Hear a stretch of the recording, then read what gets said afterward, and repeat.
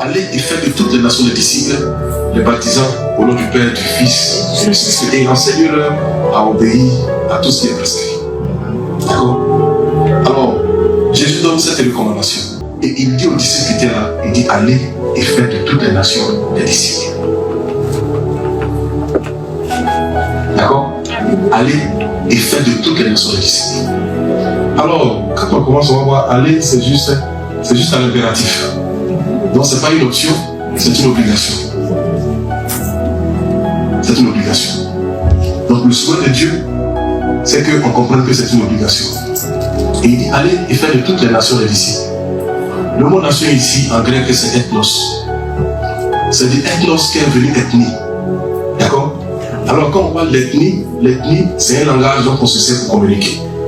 Alors, donc, ce que Dieu est en train de dire ici par Jésus, quand il dit allez faire de toutes les nations des disciples, allez et faites des ethnos. Pardon, les disciples, toutes les ethnos doivent être disciples de Christ. Ça veut dire quoi? Tous ceux qui se servent d'un langage pour communiquer doivent être des disciples. Donc, les nations, les questions ici, la première compréhension, c'est en termes de ethnos, d'ethnie, de langue. D'accord? Maintenant, la compréhension approfondie, c'est quoi?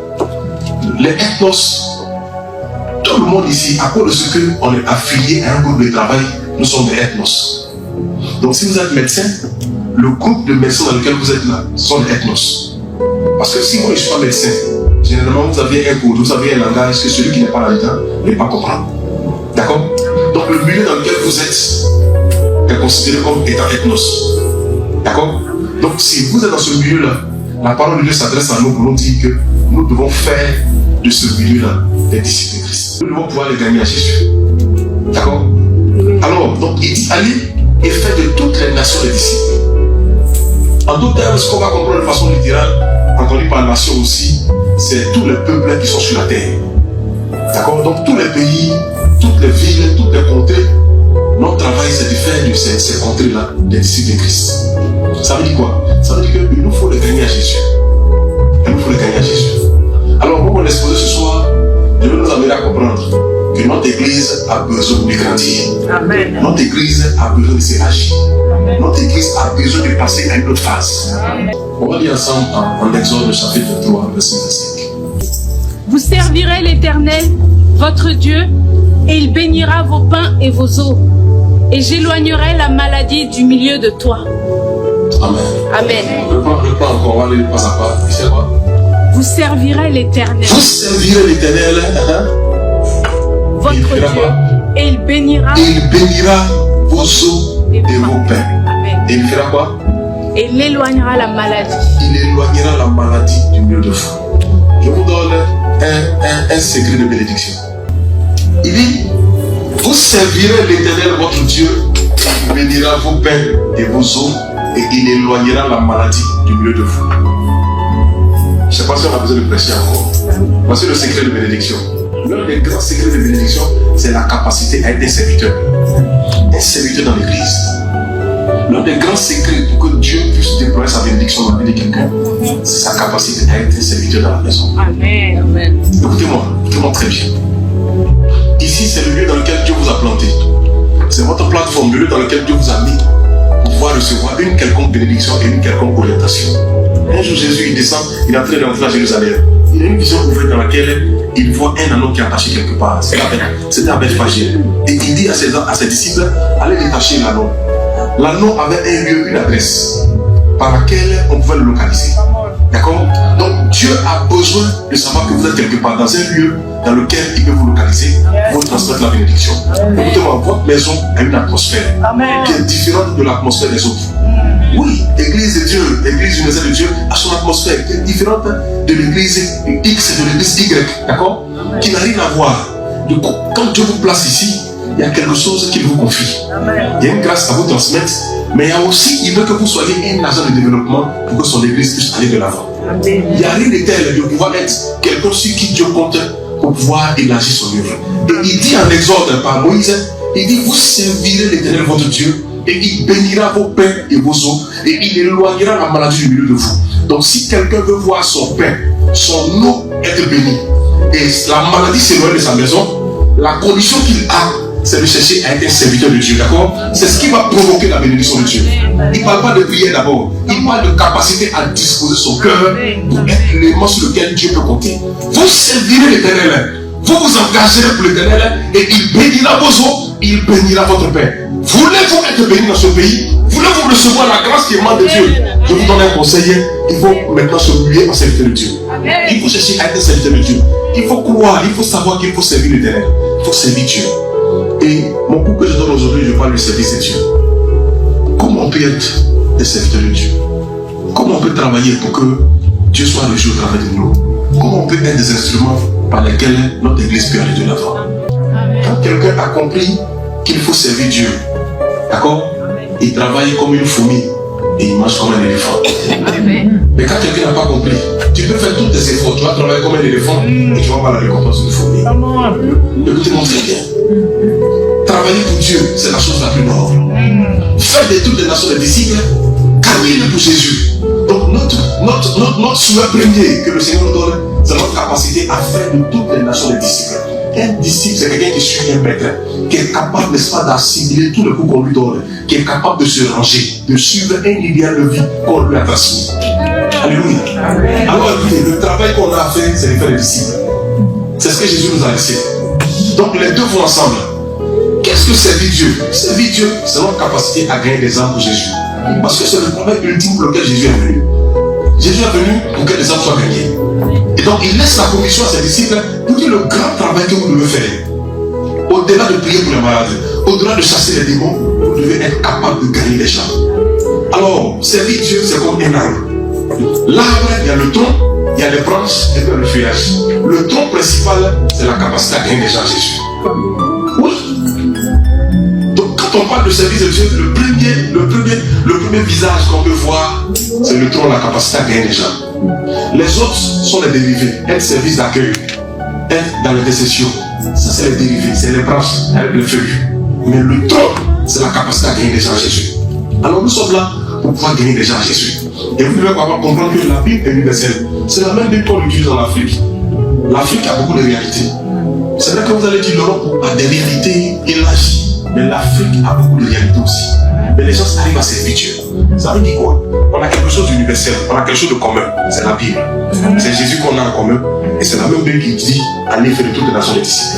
Si en Afrique on peut se mettre dans les rues pour prêcher, on peut aller, n'est-ce pas, au bureau, pouvoir même inviter notre collègue de service pour lui parler de Jésus. C'est qu'ici aussi on peut le faire. On peut le faire aussi. Tout le monde ne vit pas seul. Quand on ne vit pas, on ne met pas nos vies seuls. Quand on est capable d'avoir un ami, quelqu'un avec qui on échange, c'est qu'on peut transmettre l'évangile à quelqu'un. Servir Dieu, c'est d'abord gagner les gens à Jésus. Amen. Alléluia. Amen. Gagner les gens à Jésus. Et ça, nous devons le comprendre. Nous devons le comprendre. Si quelqu'un travaille sans gagner quelqu'un à Jésus, il n'est pas en train de travailler pour Dieu. Parce que Christ est venu mourir. C'est vrai, Dieu merci. On vient de finir la Pâque. On est toujours dans la même période de la Pâque, d'accord? Oui, il retrace à la fois la résurrection, mais pour qu'il y ait la résurrection, c'est que Jésus est mort. Pour qu'il y ait mort de Jésus, c'est que Jésus a été maltraité. Alors il a fait ça pourquoi? Il a fait ça pour le monde entier. Pour que nous, en retour, nous puissions, n'est-ce pas, annoncer alors sa mort et sa résurrection aux gens. Le but, c'est de quoi? C'est de gagner à Jésus.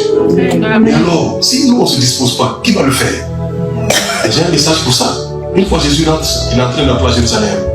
Et les pharisiens étaient là, ils ont dit à Jésus, Jésus dit à tes disciples de se taire. Il dit même, si ceux-là ils se taisent, Dieu va susciter Pierre.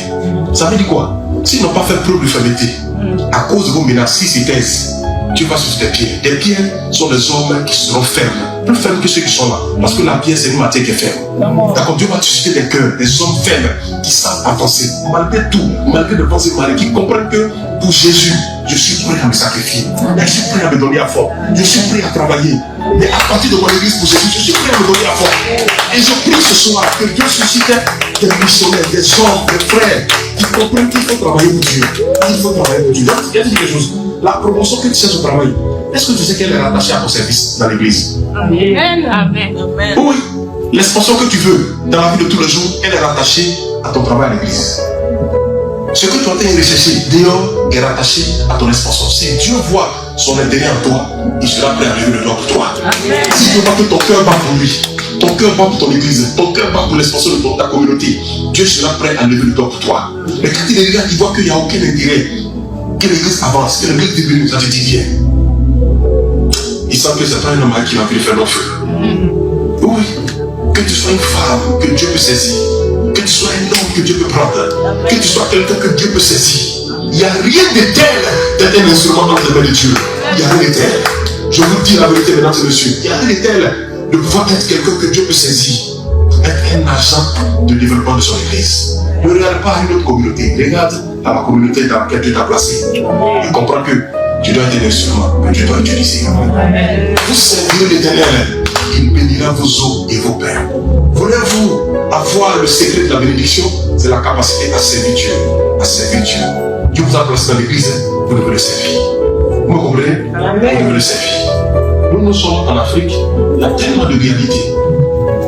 Mais écoutez, malgré toutes ces réalités, on engage des frères, on engage des soeurs, on engage des jeunes gens à se donner à fond pour servir Dieu.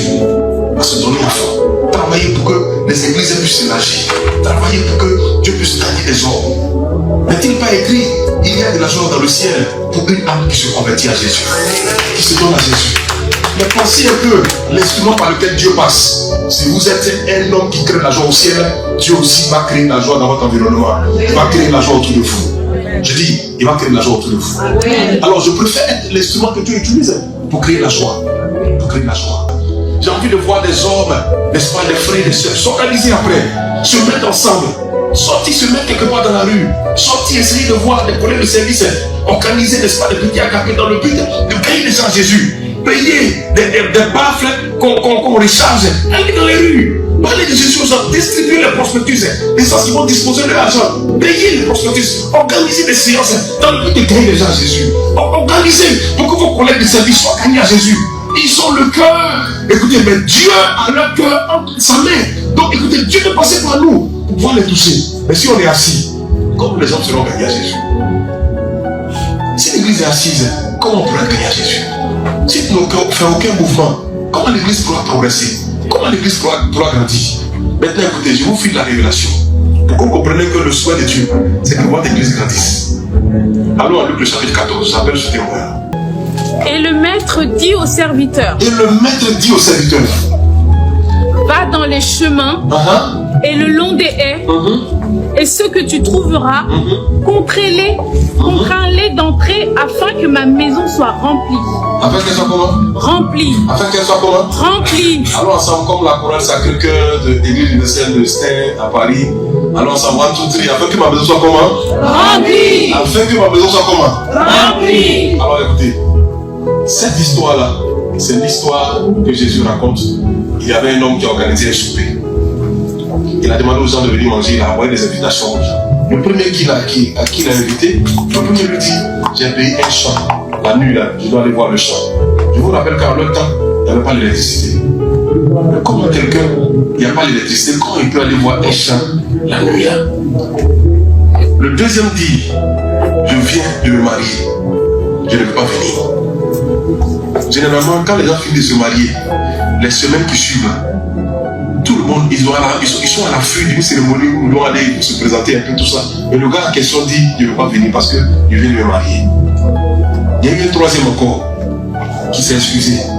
Alors le serviteur, le maître dit à ses serviteurs, il dit, allez, tout ce que vous allez croiser là, dites-leur de venir. Alors les serviteurs obéissent. Quand ils partent, ils reviennent. Le point qu'on fait, c'est qu'il y a les places vides encore dans la salle. Alors, il donne la troisième méthode. Il dit, allez voir les gens. Tous ceux que vous allez croiser, contraignez-les d'entrer dans ma maison. Allez les contraindre, le verset 23. Allez les contraindre d'entrer dans ma maison, afin que ma maison soit remplie. Le mot contraindre ici en grec, c'est anakazo. La capacité à obliger les gens. La capacité à forcer les gens. À pousser les gens à venir à l'église. Alors, ça m'amène à nous dire quoi? À nous dire que voici une phase dans laquelle l'église doit pouvoir passer. La capacité à contraindre les gens, à obliger les gens à venir à l'église. Le maître qui est Dieu, il dit à ses serviteurs que nous sommes, allez contraindre les gens, allez obliger les gens. Parce que mon but, c'est que ma maison soit remplie. Mon but, c'est que mon église soit remplie. Mon but, c'est que mon église puisse s'élargir. Le but est la vision de Dieu, le cœur de Dieu. Pour l'église qui remplit, pour l'église qui s'élargit, pour l'église qui va de l'avant, pour l'église qui sait s'élargir. Donc, si tu es un homme qui a le cœur de Dieu aussi, quand tu arrives à l'église, que ton église est vide, ça va te faire mal. Comment? Ça va te faire mal. Oui. Mais si tu te réjouis, tu as un problème. Amen. Quand ton église est vide, et qu'il y a même une seule chaise vide, ça va te faire mal. Parce que le souhait de Dieu, c'est que l'église soit remplie. Avis à vous tous qui disent, oh, ça importe peu à Dieu que l'église soit vide. L'essentiel, si on se retrouve, gloire à Dieu, amen. Non, mon frère, non, ma soeur, tu te trompes. Parce que le souhait de Dieu, c'est que l'église soit remplie. Ce que Dieu désire, c'est que l'église soit remplie. Qui remplit l'église? C'est toi et c'est moi. Je dis quoi? C'est toi et c'est moi. Regardez. Est-ce que vous n'avez pas vu les brebis, les bœufs et tout ça? Nous, ici, peut-être qu'ils ne se promènent pas trop, mais en Afrique, les bœufs en groupe, ils se promènent. Maintenant, écoutez, voici quelqu'un qui a un bœuf qui l'a gardé quelque part. D'accord? Il n'a pas attaché, il a laissé comme ça, le bœuf est là. Et puis, il y a un troupeau qui passe. Hein? Avant que le troupeau ne passe, le berger est passé. Est-ce qu'il va suivre le berger? Il ne va pas suivre le berger. Mais après le berger, quand le troupeau est en train de passer, il y a 95% de chances que ce bœuf-là suive. Donc ceux qui travaillent pour que l'église grandisse, c'est le troupeau. C'est chacun en invitant son frère. C'est chacun en touchant son frère. C'est comme ça que l'église peut grandir. Parce que 1 plus 1 égale à toujours 2. Oui, les amis. Donc en travaillant, facilement on peut faire grandir l'église. Donc quand nous sommes 14, 15, 20 à l'église, à partir de 20 que nous sommes, il doit avoir 40 autres. Maintenant je vous dis pourquoi la Bible parle des chiffres. Regardez, la Bible dit en Actes le chapitre, je pense dans le chapitre 2, le chapitre 3, lorsque l'Esprit n'a pas tenu compte, Pierre sort, il annonce l'évangile. La Bible dit il y a 3000 personnes qui se convertissent. Alors qu'au préalable, les disciples étaient 120. Donc après cette pêche miraculeuse, il y a eu 3120. La Bible dit après ils sont passés à 5120. Mais bien avant ça, Jésus a 3 disciples, Pierre, André et Jean. Après, il a 12. Après, il a 70. Pourquoi les chiffres sont importants dans la Bible? Je vous dis pourquoi. Parce que Dieu est un Dieu de résultat. Dieu veut l'expansion. Le langage du royaume, c'est l'addition et la multiplication. La soustraction et la soustraction ne sont pas le langage du royaume. Dieu n'a pas envie de perdre. Dieu n'a pas envie que l'église décroisse. Dieu veut que l'église grandisse. L'église est un système qui a besoin de grandir. L'église est un système qui a besoin de s'élargir. Si vous pensez que l'église travaille pour perdre, l'église ne travaille jamais. Parce que Jésus, dans son expansion, veut que l'église grandisse. Et donc, s'il y a des chrétiens dans l'église, ils doivent travailler pour une expansion. Ils doivent travailler pour la croissance de l'église. Oh, je suis pas là avec vous. Oh. L'église doit travailler pour grandir. Si vous ne le savez pas, je vous le dis ce soir. L'église doit travailler pour grandir. Vous ne pouvez pas être dans un milieu, vous ne pouvez pas être dans une communauté et puis ne pas souffrir après l'expansion de la communauté. L'expansion, n'est-ce pas, de l'église.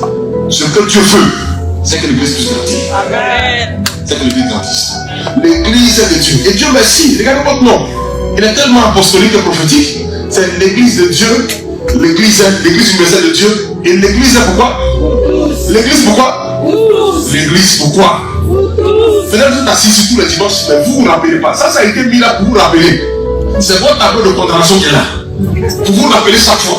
Donc vous devez travailler pour que l'église aille partout. Que le message, la vision que tu as donné à l'apôtre aille partout. On doit travailler pour ça. On doit partager l'église partout. Notre communauté, n'est-ce pas, doit être accessible à tous. On doit partager l'évangile partout. Partager la parole de Dieu partout. Parce que c'est sûr à quoi Dieu nous a appelés. Votre appel qui plane sur vous. Vous êtes des évangélistes, des missionnaires. Des hommes qui doivent apporter l'évangile à tout le monde. Qui doivent apporter l'évangile à tout le monde. Vous ne le savez pas. Mais je vous rappelle encore, vous êtes là pour la tête à parler, vous n'avez jamais parlé. Dieu merci, lui, on n'a pas échangé par rapport à tout ça. Mais je vous rappelle la mission qui prend le secours. La Bible dit quoi? Jésus dit, il dit, je vous envoie comme des brebis, parmi quoi? Parmi les loups. Moi, ça doit être en Matthieu chapitre 9. Il dit, je vous envoie comme des brebis parmi les loups. On va dire ça.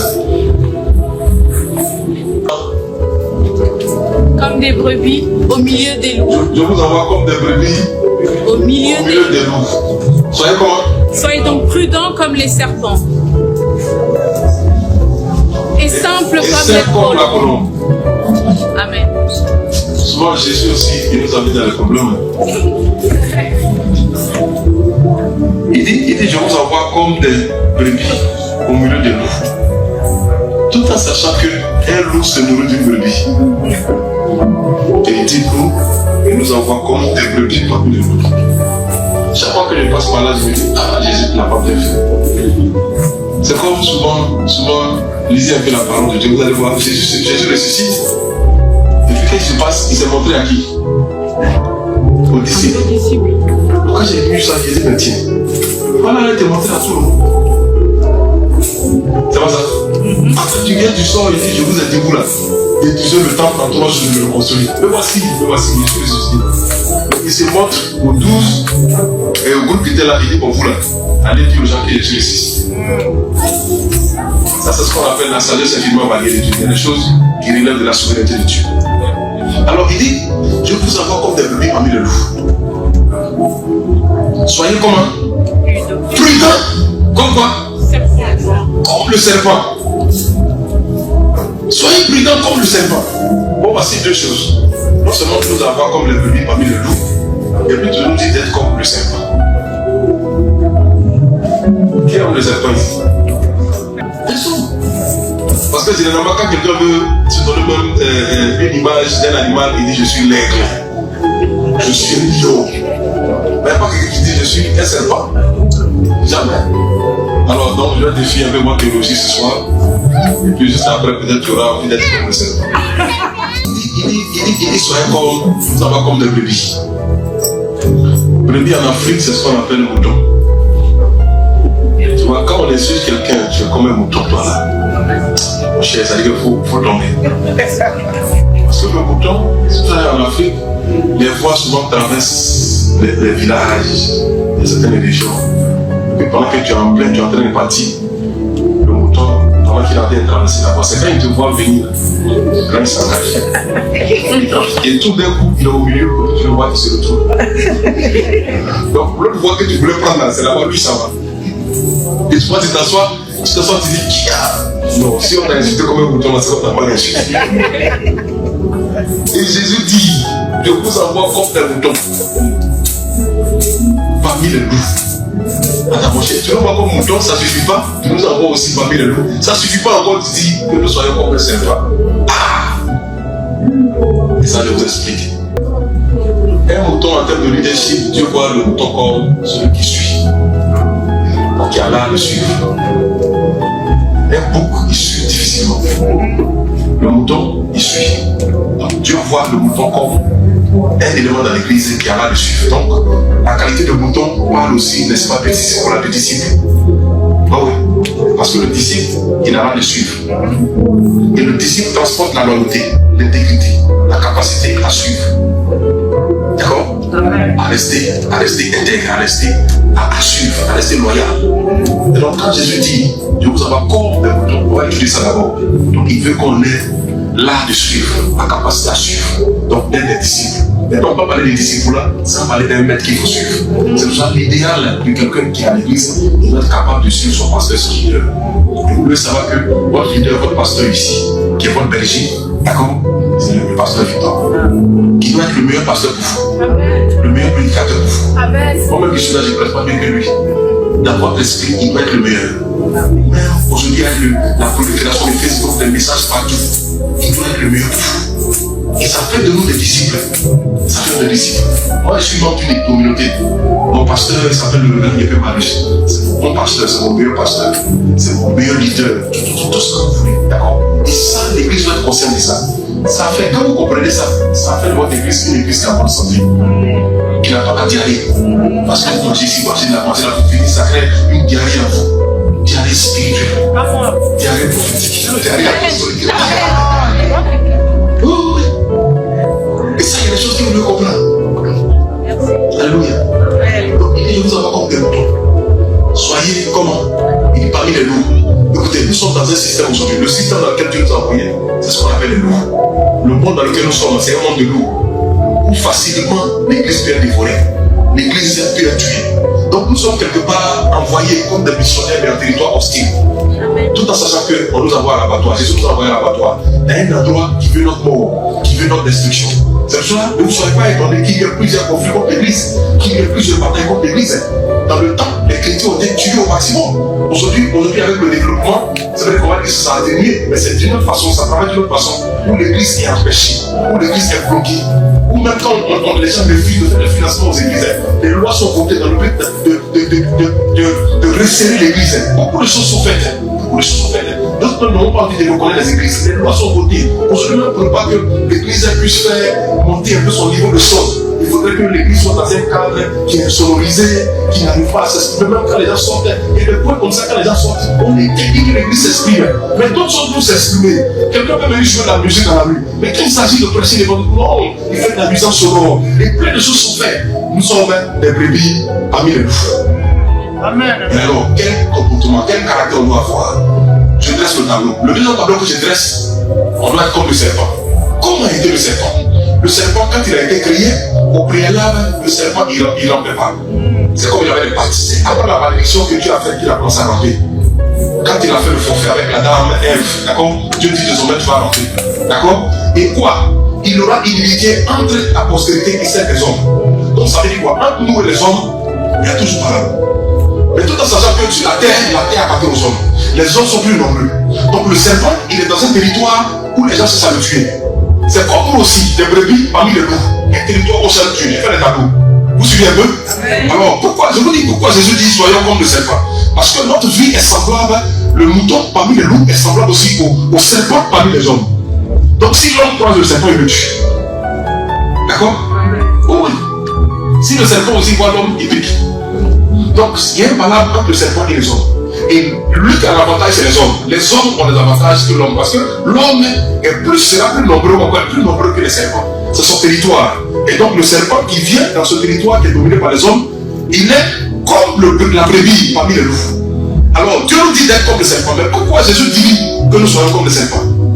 Parce que le serpent était en territoire ennemi. Il est classé comme l'animal le plus désavantageux.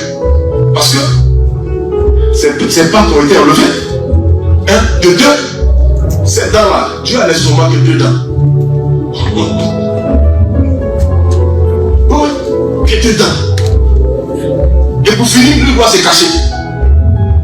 Mais le serpent a été l'une des espèces qui a réussi à se multiplier sur la terre.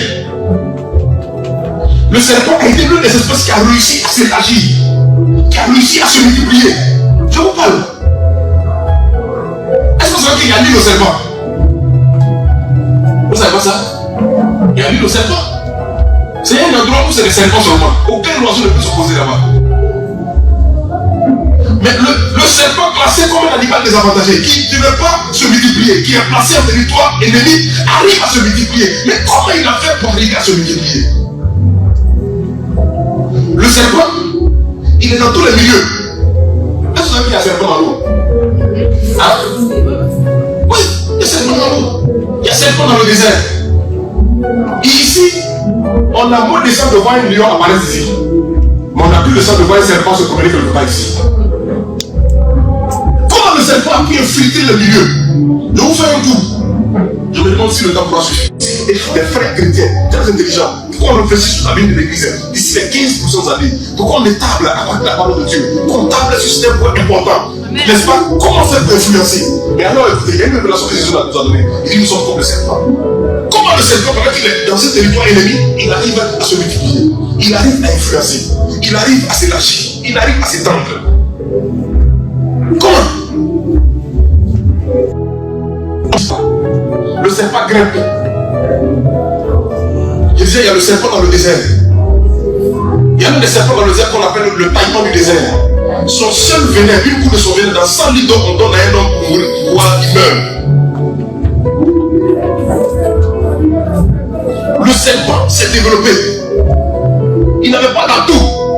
Mais le seul atout qu'il a, c'est son bisou. Le bisou de serpent te tue. Il avait un seul atout. Son atout majeur, c'est ça. Le deuxième atout, le serpent a appris la loi de l'indépendance. Vous n'allez jamais voir les serpents en groupe. Quand ils sortent de l'œuf de la mer, chaque serpent se cherche. Ils ont appris à être indépendants. Ça veut dire quelque chose. Je reviens à mon message tout à l'heure. Le serpent a appris à se déployer. Il a appris à se défendre. Le serpent a une certaine sagesse. C'est comment protéger ses œufs. Comment il peut se priver de nourriture pendant des temps pour protéger ce qu'il il a enfanté, c'est qu'il a pondu. Le serpent a beaucoup d'art. Il y a une sagesse dans le serpent. Que Dieu voulait que l'église ait. Pendant que nous sommes en territoire ennemi, Dieu voulait qu'on soit comme le serpent. En termes d'espace d'expansion, pour que l'église puisse gagner les nations, pour que l'église puisse s'infiltrer partout. Le serpent a l'art d'infiltration. Il peut rentrer, n'est-ce pas, dans le bâtiment fermé. Il peut rentrer. Mais l'église doit infiltrer les nations. L'église doit infiltrer les systèmes. L'église doit entrer dans les systèmes. Le système économique, le système politique, le système. L'église doit pouvoir infiltrer le système. Mais comment faire pour que l'église infiltre le système? Nous avons un message pour l'église. Nous avons une parole pour l'église. Nous avons une parole, n'est-ce pas, pour les jeunes gens, des frères et des sœurs. Nous avons une parole.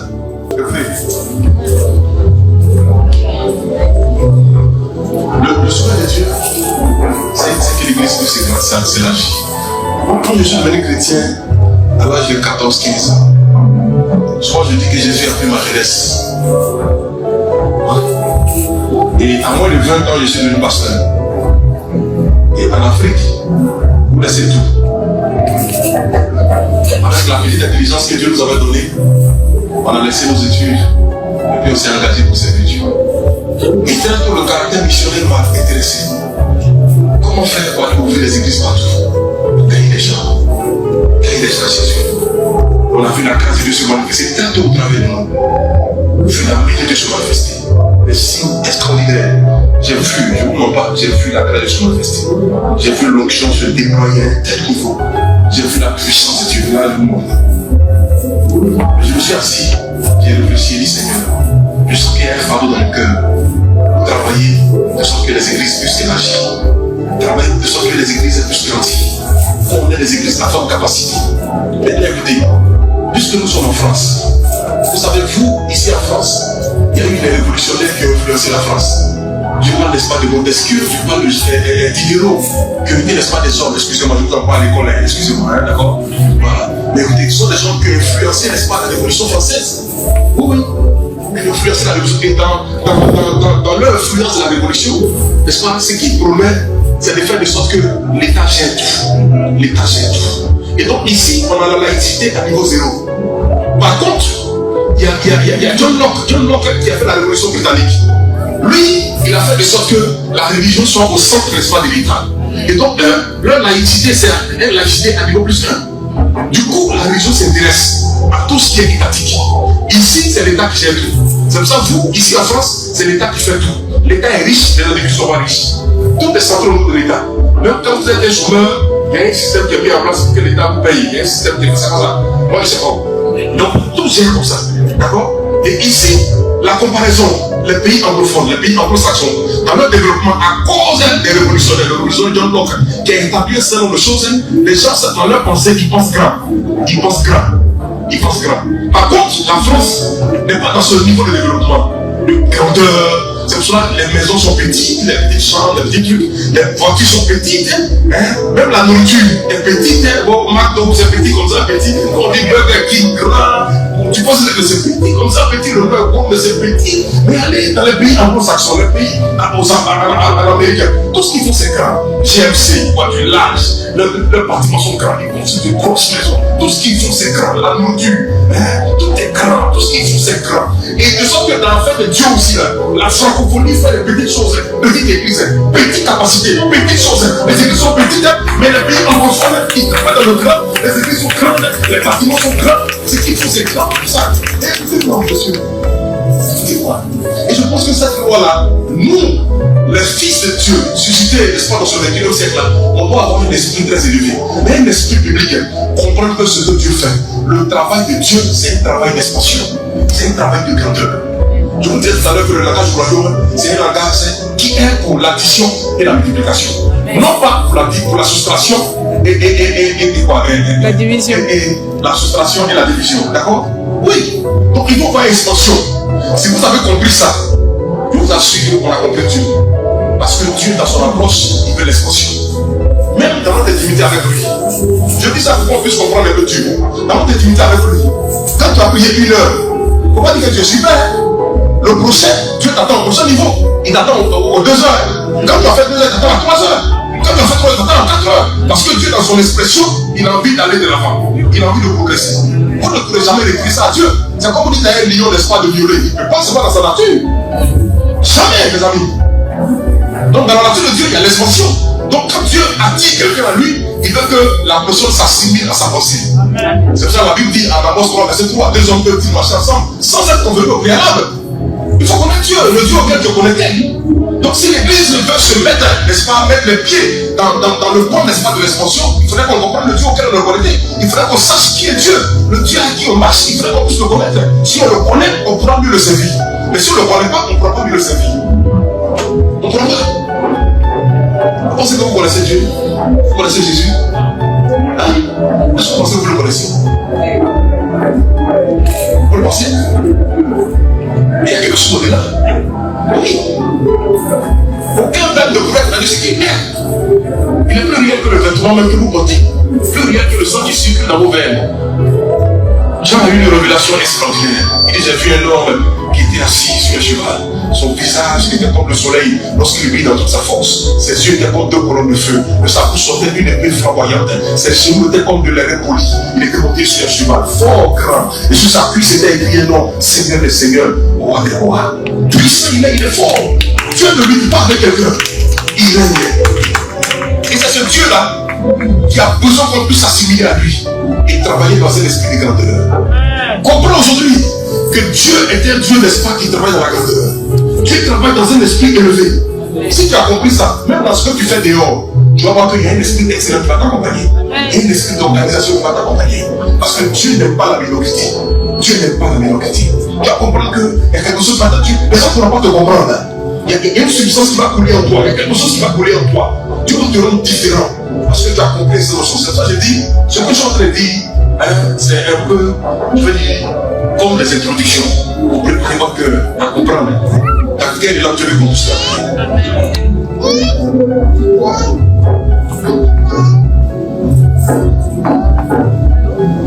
Regarde quelqu'un, dis-lui, est-ce que tu es prêt pour travailler pour Dieu? Est-ce que tu es prêt?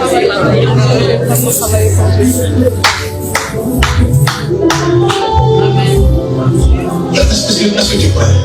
Oui.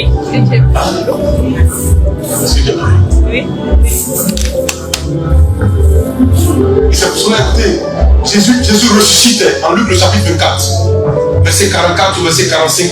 Il ressuscite, il sort de la tombe. La Bible dit qu'il fait 40 jours avec les disciples. Pendant 40 jours, la Bible dit qu'il ouvre leur esprit pour qu'ils comprennent les Écritures.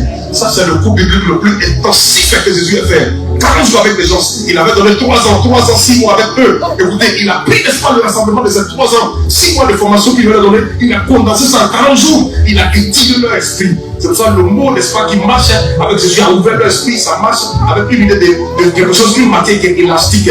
Jésus a étiré leur esprit pour qu'ils puissent comprendre les Écritures. Pour qu'ils comprennent les Écritures. Et on a vu les signes qui les accompagnaient. Les gens, n'est-ce pas, qui ont parti leur temps et qui ont marqué, n'est-ce pas, leur génération. Il y a des choses qu'il faut comprendre, les amis. Parce qu'il faut mieux comprendre. Il faut mieux comprendre. Quand tu as compris, ta manière d'être change. Oui. Quand tu as compris, ta manière d'être change. Change.